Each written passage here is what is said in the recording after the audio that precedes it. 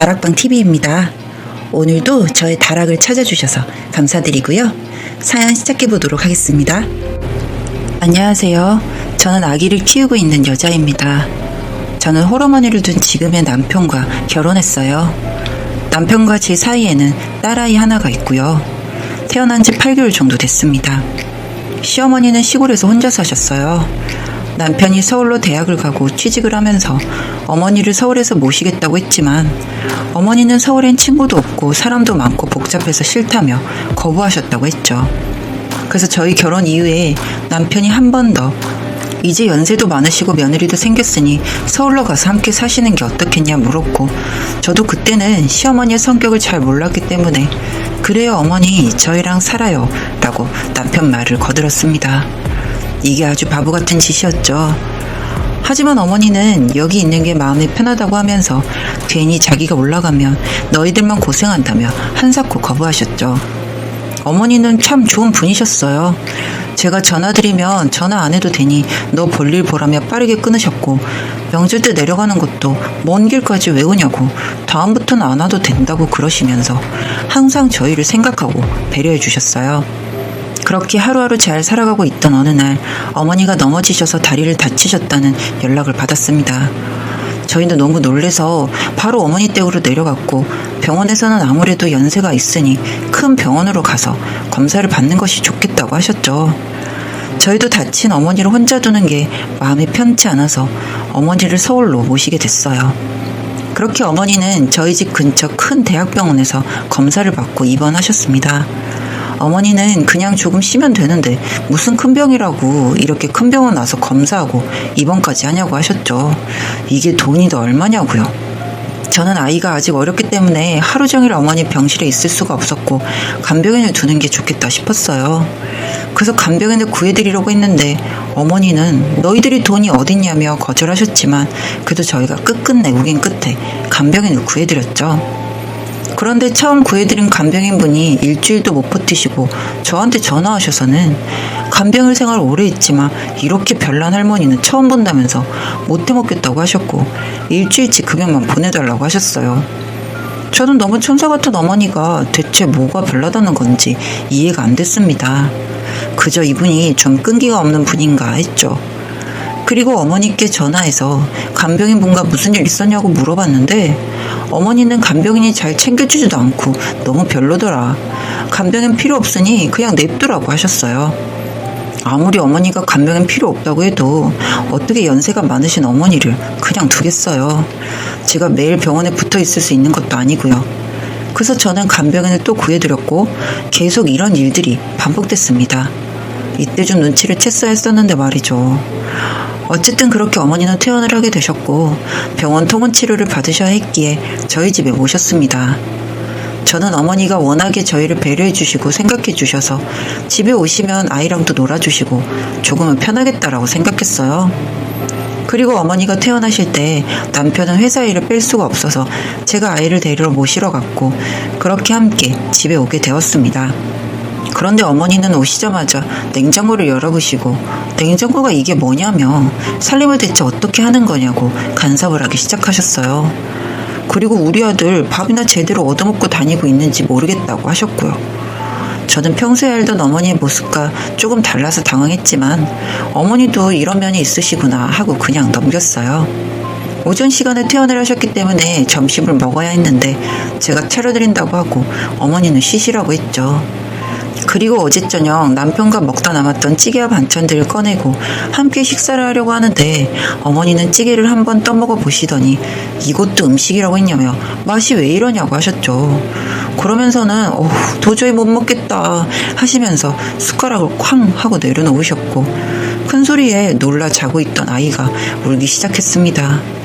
그리고 아이가 우는데도 어머니는 우리 아들은 이런 맛 안 좋아하는데 결혼하더니 애가 말랐던 이유가 여기에 있었구나 하시며 계속 잔소리를 하셨어요. 저는 어머니 입맛에 안 맞으시냐고 애기 아빠는 항상 밥 2공기씩 먹는다고 하며 아이를 달랬습니다. 이때까지만 해도 저는 심각성을 못 느꼈던 거죠. 어머니는 또 계속해서 아이가 오니까 우리 아들은 아기 때 한 번을 울지 않았는데 걘 누굴 닮아서 그렇게 목청이 크고 시끄럽냐? 고 하셨어요.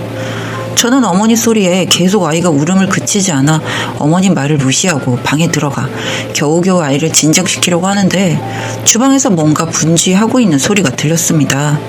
아이를 진정시키고 다시 재워놓고 밖으로 나가보니 어머니는 제가 한 찌개며 반찬이며 다 버리고 계셨죠.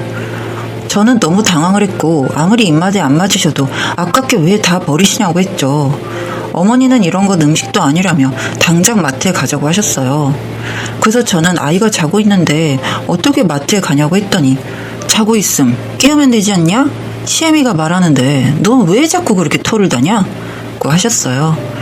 저는 갈수록 어이가 없었고 제가 끝까지 마트에 못 가겠다고 하자 어머니는 결국 혼자 마트에 가셨어요. 그리고 어머니가 나가고 얼마 후 남편에게 전화가 왔습니다. 전화가 와서는 다짜고짜 저한테 소리를 질렀죠. 당신 대체 뭐하는 사람이냐면서요. 저는 시어머니의 다른 얼굴을 본 것만으로도 지금 머리가 너무 아프고 그런데 남편까지 전화해서 갑자기 호통을 치니까 머리가 너무 아프고 황당했어요.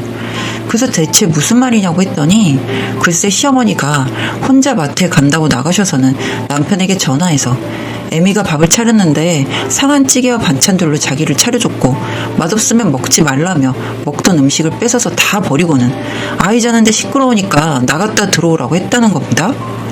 저는 진짜 기가 막혔어요.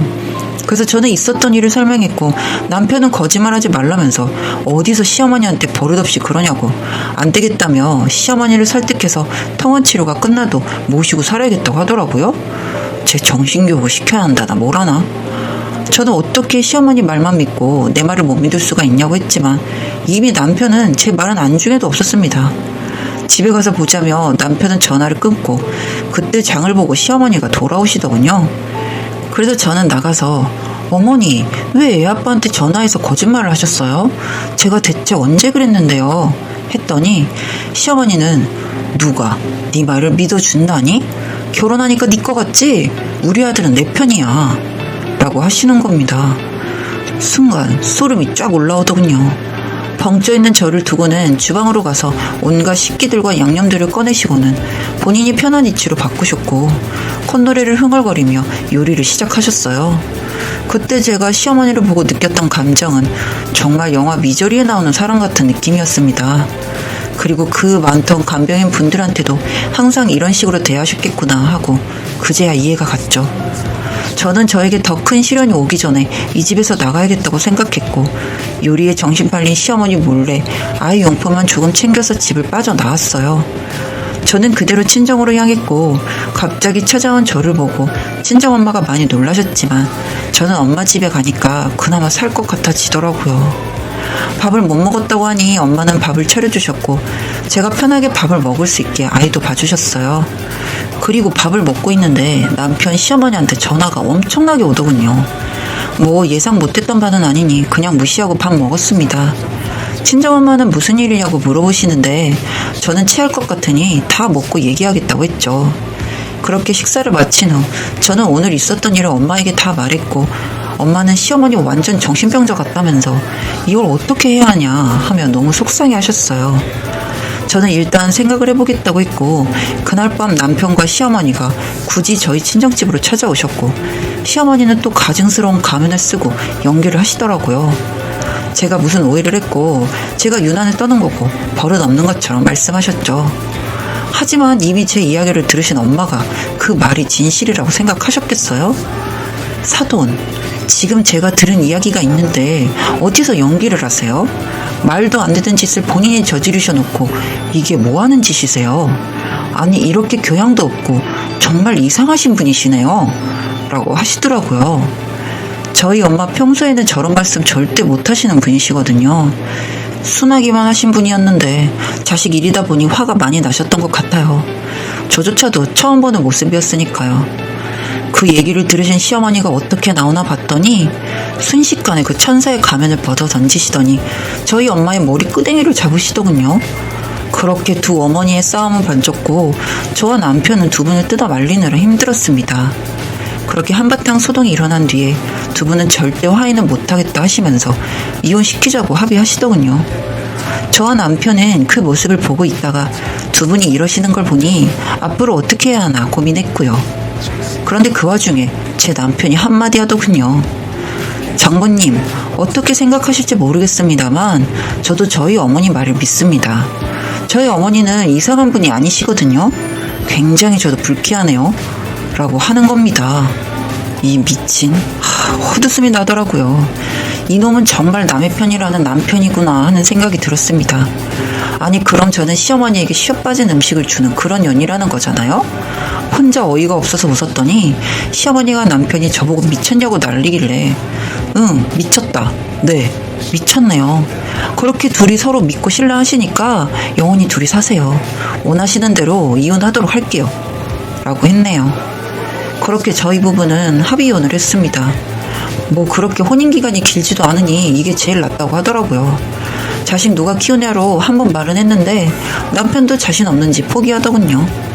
이런 인간이랑 결혼한 제 자신이 참 누굴 탓하겠습니까? 그래도 미저리 영화 속 시어머니 같았던 그 여자를 다시 안 봐도 된다 생각하니 살 것 같습니다.